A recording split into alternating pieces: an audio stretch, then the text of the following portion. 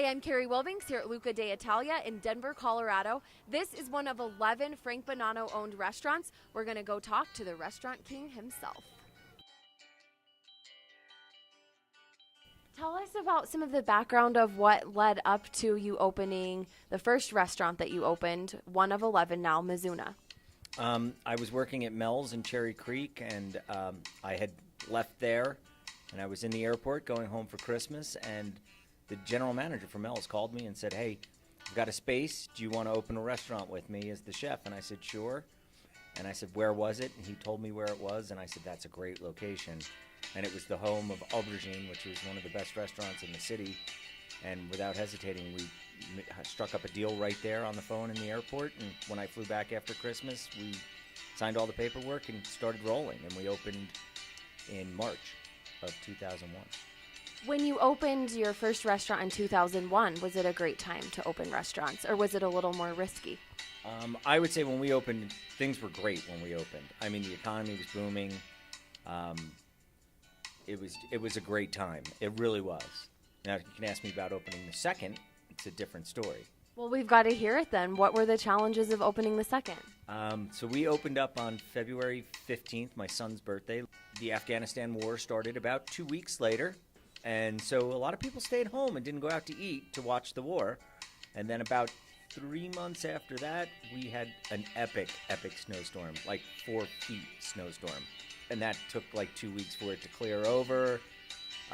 By the time we started to get traction back, then in June, my partner was killed by a drunk driver.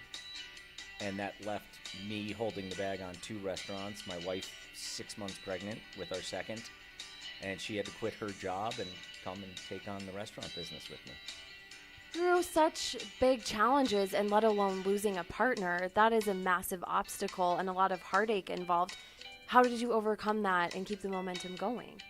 I think, even back then, my wife, Jacqueline, was a huge part of it. She ended up being the finance person, the bookkeeper. She really had great vision about what things should be and how we should run the front of the house, because I was very much just focused on the kitchens at that point. I mean, I understood service and all of the aspects of fine dining service, but she really helped refine it and really was an integral part of us growing and being successful.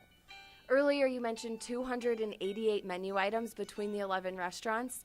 I am getting really anxious to go see what you've got cooking right now. Let's head back to the kitchen. Okay, sounds great.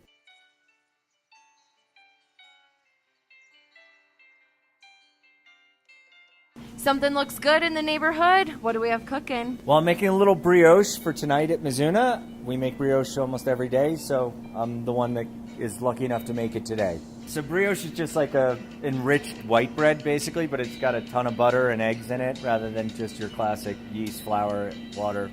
So I've got a starter here that I started about an hour ago.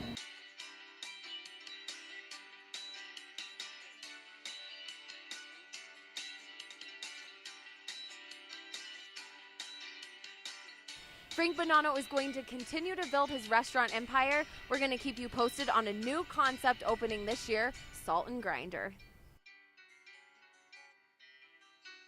It's a fun word to say, knish. It is. It it's like makes me salsa. kind of want to eat one. Yeah, exactly.